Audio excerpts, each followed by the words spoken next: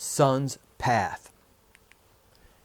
This diagram is trying to represent the sun's path during, in this case, these actually 4 different days, because these are the same path, okay? Always want to look at the north, south, east, and west and sort of get bearings of what is going on here. So, some things I want to point out.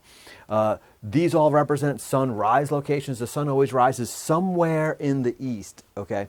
Not directly east, only 2 days a year is directly east. We call this anything over here south of due east. We all call this north of due east.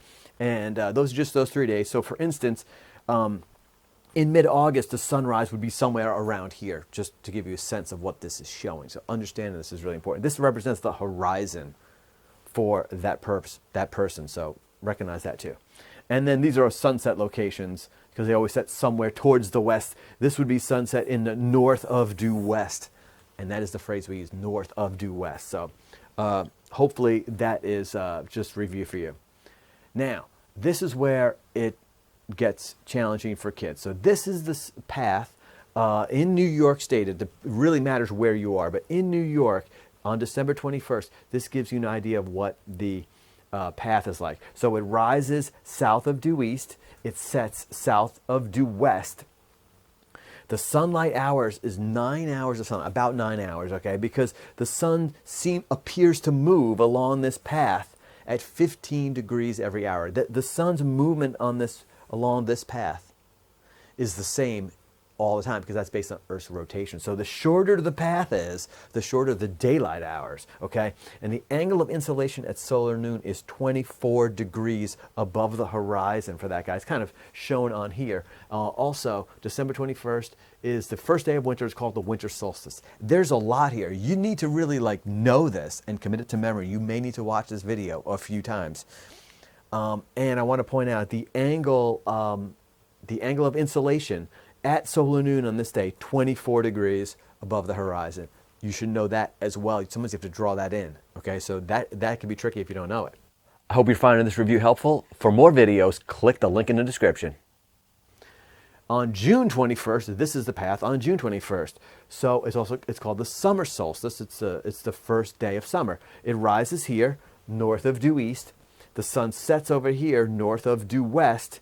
We have about 15 hours of sunlight, again, because this is a much longer path, and the sun travels 15 degrees of arc every hour, so we get about 15 hours of sunlight, and the angle of insolation at solar noon is 72 degrees. Notice, it is never directly overhead in New York State. You may feel like it is, but it never is. Okay, so don't get tricked on that one. And so, for instance, I drew this in 72 degree angle is the angle of insolation on this day. So commit that to memory as well. I'll show a way that's going to help you with that. So, and then March 21st and September 23rd, these are the equinoxes, okay, the spring equinox and fall equinox. And these are the only 2 days of the year where the sun rises directly east. We call it due east, and it sets due west. Okay, that's key.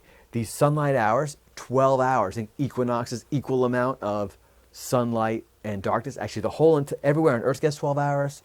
So it's all equal across Earth, which is kind of cool. And the angle of insolation at solar noon in New York State is 48 degrees above the horizon. Okay, and I have a diagram for that as well. So angle of insolation on this day is 48 degrees. This is a lot to memorize, but you do need to memorize it. Okay, so this is sort of showing it, all of these angles here, 24 degrees, 48, 72. Now, how are you going to memorize that? Well, here's the tip. Just remember 24. If you remember 24, check this out. It's 24. You start with 24. You add 24 to it, you get 48. And you add 24 to that, and you get 72.